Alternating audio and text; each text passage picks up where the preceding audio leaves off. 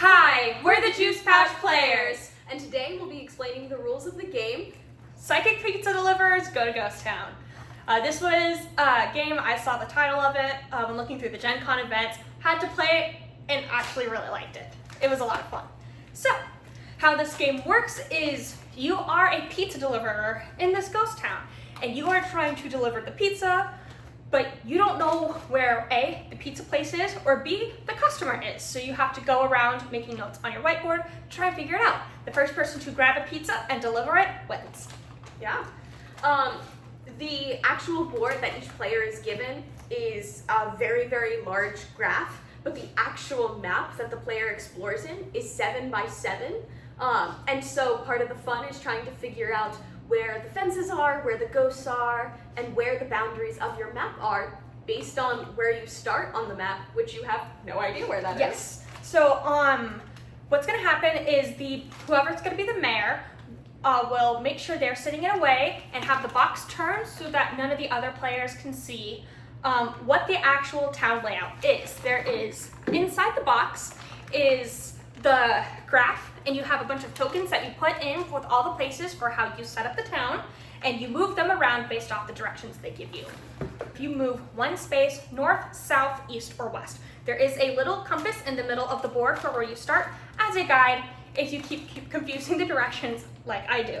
Once you tell the mayor what direction you move, they're going to tell you if there is a wall to your north, south, east, or west. They will specifically say which direction the wall is in or the fence.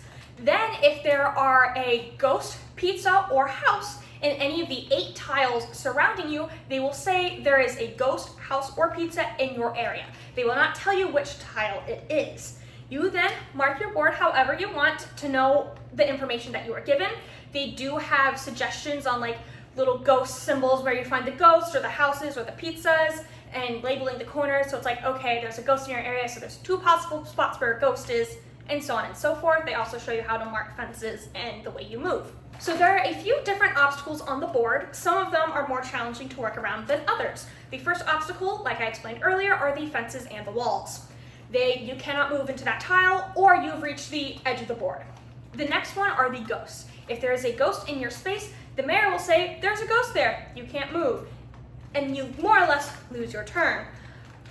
Then on your next turn, you can say, I want to fight the ghost to my insert direction here. And if there's a ghost in that direction, then the mayor will say, congratulations, you fought a ghost and you get a psychic card, which is an ability that you can use to help figure out what's in your area, kind of the closest house, the closest pizza, or it lets you move more than one spot in your turn. The next obstacle that really makes the game challenging are portals. There are 3 portals that go into a circle. If you go into a portal, you end up at another spot, but you don't know where you are. The mayor will tell you if there is a wall or a fence in your area, but other than that, you don't know where you are, which is why the player boards are so much bigger. The next one is the pizzas. If you land on a pizza, you will get the pizza, and you have to find the house that matches that pizza. If you already have a pizza, then the mayor will say, sorry, you already have a pizza. And then there's the houses. If you deliver the pizza to the right house, congratulations, you win. If you deliver the pizza to the wrong house, the mayor will tell you that's the wrong house. If you don't have a pizza and you make it to the house, then the mayor will tell you that as well. If there is an empty space, nothing happens. The game does come with a script for the mayor to use every single time a player moves to say what's in the area, if they run into a ghost, how they defeat the ghost, everything like that. At the beginning of the game, each player begins with 1 blue psychic card. There are also purple ones, exactly 4, that end up shuffled into the deck after every player has been given a blue card.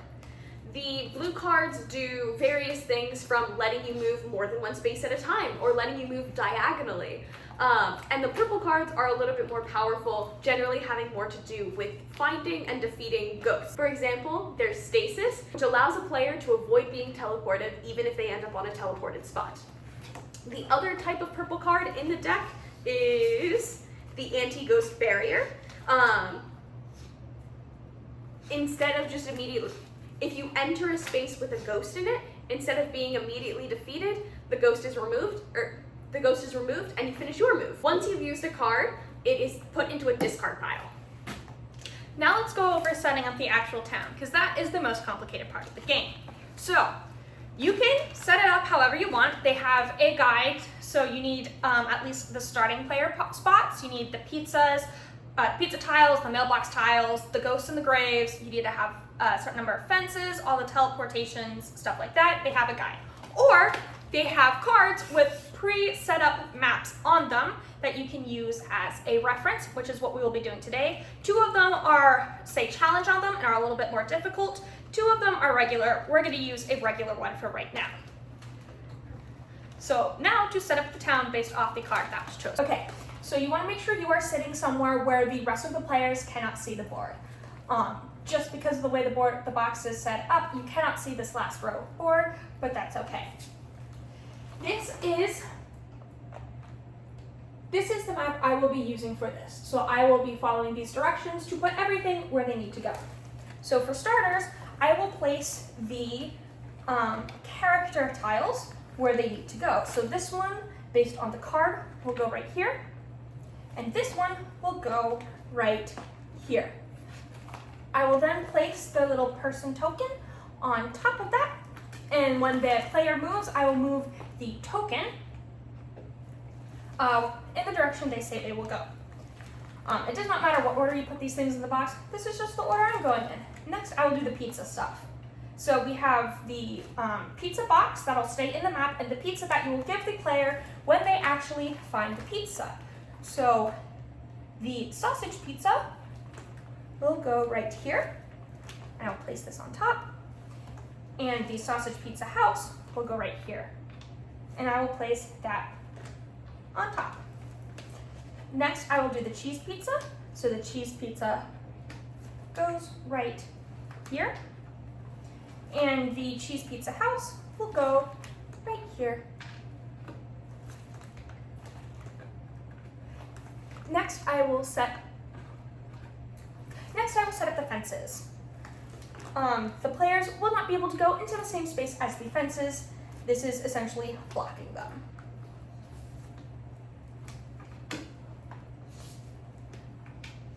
Next, I will be placing the portals.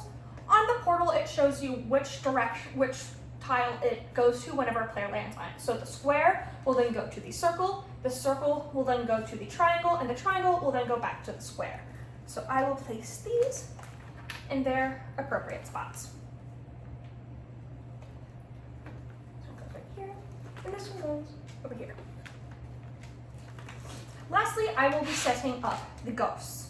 When a player kills a ghost, you will then put a grave in their sight.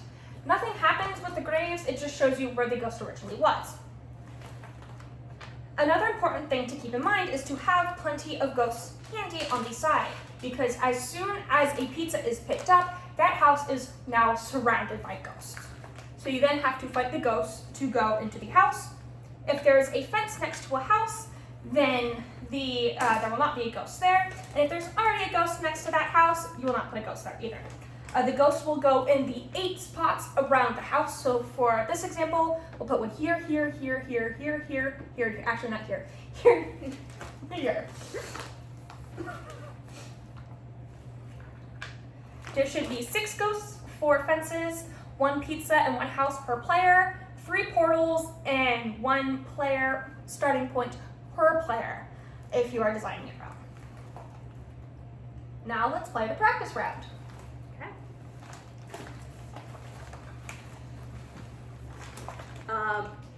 I will be moving 1 space north. Okay. There is a fence to your north, and there is a ghost in your area. Okay. All right. Fruit Punch will be moving to the east. Okay. There is a ghost in your area.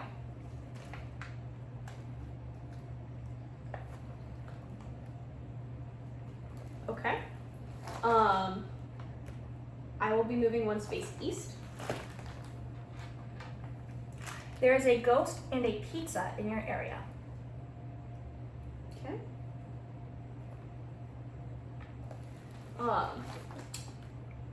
Fruit Punch will be Fruit Punch will move one space south.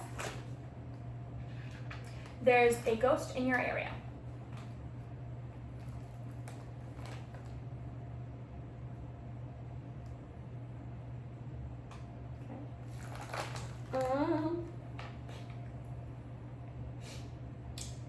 I would like to fight the ghost to the north of me. Okay. I will then follow the script. So, I announce you have chased the ghost away. I will remove the ghost tile, place the grave there, or if you want to, you can put the graves underneath all of the ghost tokens and you would just leave the grave there. And then the player then draws a psychic card from the deck.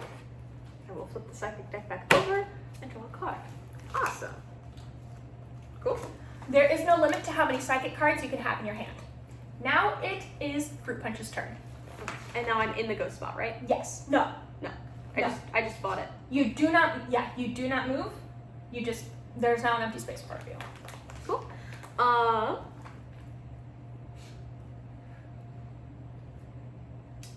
Fruit Punch would like to move east.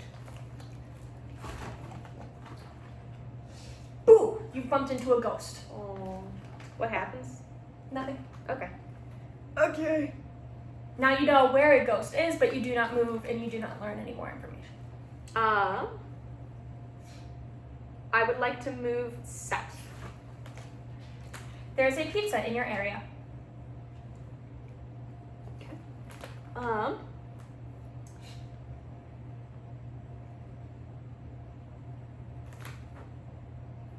Put a killed ghost. Okay, cool.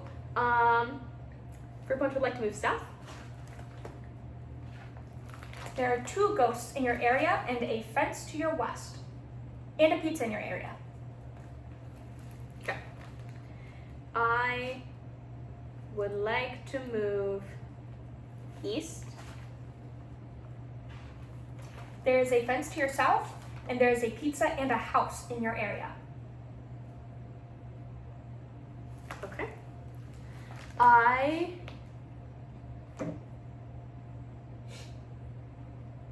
Fruit Punch would like to move east. Okay. There is a wall to your east, and there are 2 ghosts in your area. Jeez. Okay. I would like to move north. Congratulations, you have found a pizza.